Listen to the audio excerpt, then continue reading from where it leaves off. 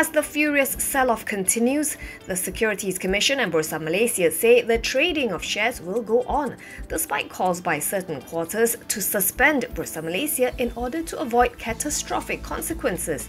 In a joint statement, they said that while they acknowledge the current volatility, it is important for the markets to remain open, as closing them would neither mitigate nor address the underlying causes of the market turbulence. Instead, they said such a move would only create greater uncertainty and adverse market sentiment by denying investors access to their investments. They added that Malaysia has a resilient domestic market and capital market ecosystem, the former of which remains supported by deep domestic liquidity among its major institutions. The FBM KLCI had another rough day today amid the worsening pandemic, slumping by 1.56% to close at 1,219.72.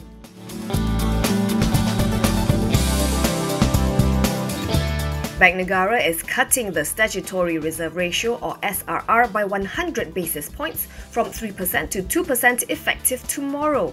In a statement, it also said each principal dealer will be able to recognise Malaysian government securities and Malaysian government investment issues of up to 1 billion ringgit as part of the SRR compliance until March 31st, 2021. It expects these combined measures to release about 30 billion ringgit worth of liquidity into the banking system. The SRR is the percentage of deposits commercial banks need to keep as a reserve with a central bank interest-free. Bank Negara explained that the SRR is an instrument to manage liquidity and, unlike the overnight policy rate, is not a signal of the central bank's stance on monetary policy. This is the second SRR cut in 4 months, with the last being the 50 basis point cut announced last November to 3%. The November move is estimated to have released 7.4 billion ringgit liquidity into the domestic banking system.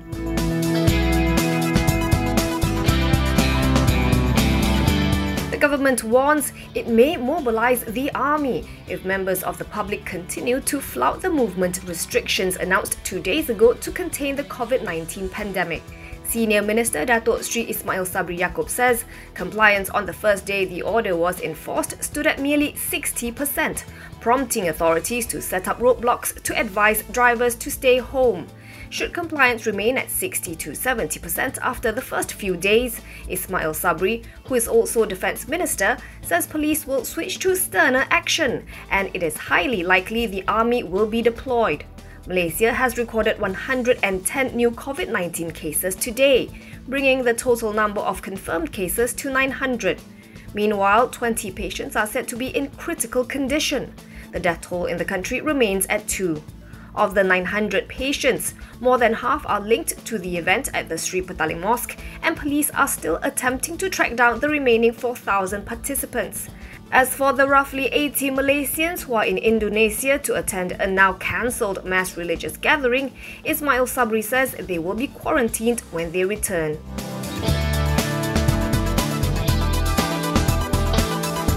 Low-cost carrier AirAsia Group will be operating a limited number of domestic and international flights from today until March 31st amid the movement control order. The airline told The Edge that the limited operations are subject to change due to the fluidity of the current situation. It said affected guests will be promptly notified via email or SMS. This comes at a point where global airlines are severely impacted by the COVID-19 outbreak.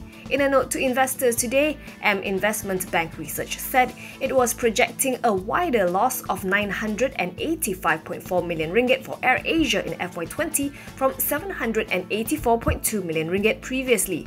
For FY21, the research house is expecting a smaller net profit of 258.9 million ringgit from its previous forecast of 482.3 million ringgit. It is also cutting its fair value on the carrier to 50 cent from 94 cent previously, while keeping its sell call on the stock.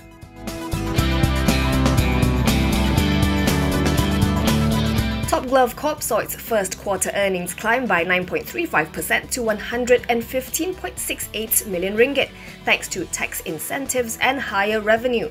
Top line for the quarter rose 6.02% to 1.23 billion ringgit, as it sold 14% more nitrile gloves during the period. For the first half of FY20, Top Glove's net profit was up 5.22% to 227.11 million ringgit, as the tax incentives helped offset lower pre-tax profit arising from lower operating margins. Half-year revenue inched up by 0.7% to 2.44 billion ringgit. Going forward, the glove maker expects very solid quarters amid the COVID-19 outbreak, with its sales order book doubling on strong orders from the West, on top of the initial growth in sales orders from Asia. The group currently operates at over 90% capacity, producing 73.4 billion pieces of gloves per year.